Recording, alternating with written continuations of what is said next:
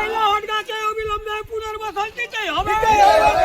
এই লহটগাঁকে অবিলম্বে পুনর্বাসন দিতেই হবে। কালী মন্দিরে ধস হলে কেন ইসিএল আধিকারিক জবাব দাও।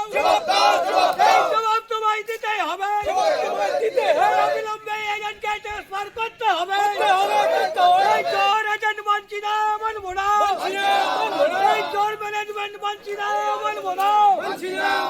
এই লহট কালী মন্দিরে ধস হলে কেন ইসিএল ম্যানেজমেন্ট জবাব দাও।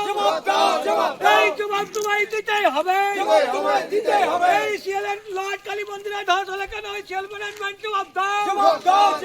এই ইসিএল এর স্বৈরাচার মানছি না, মানবো না। এই ইসিএল এর অনৈতিক ভাবে কলিয়ারি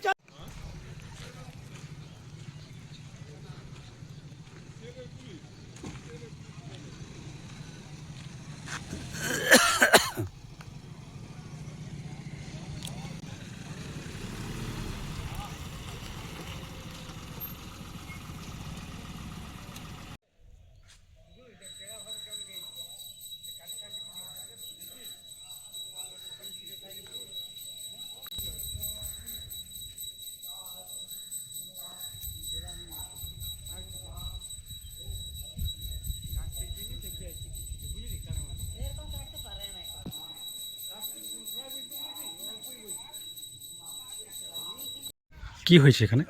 এখানে কাল দুপুর 2টো নাগাদ একটা ধস হয়েছে, ঠিক আছে। ধসের আকার বিশাল আকার নেয় ধস। এই যে আপনারা দেখছেন যে কালী মন্দিরটা, এই কালী মন্দিরটা প্রাচীন 300 বছরের কালী মন্দির। এখানে একটা শ্মশান ঘাটও আছে আমাদের। প্রতিনিয়ত এখানে সামরিজিপির যতগুলো বুথ আছে সমস্ত বুথের বার্নিং এখানে হয়। ইসিএল আধিকারিকের সাথে লহাট ভিলেজাররা বারবার বসেছে। আমাদের মাননীয় বিধায়ক সাহেব ছিলেন আমাদের সঙ্গে সেই সিটিংয়ে। ইসিএল ম্যানেজমেন্ট আমাদের কাছে কমিটমেন্ট করেছিল যে লহাট গাঁকে পুনর্বাসন দেবো, কিন্তু বর্তমানে 5টা বছর পেরিয়ে গেল, ইসিএল সেই কথা কিন্তু রাখতে পারেনি। প্রতিনিয়ত ধস এবং ব্লাস্টিংয়ের ফলেই ধসগুলো বেড়ে যাচ্ছে।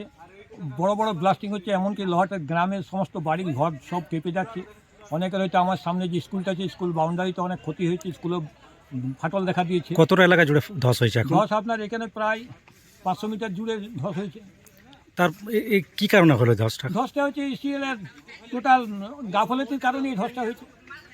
এখন কতটা আতঙ্কিত রয়েছে আপনারা? আতঙ্কে গ্রামবাসী সবাই আছে মোটামুটি। কাল রাত্রে থেকে অনেকে ঘুমোতে পারেনি।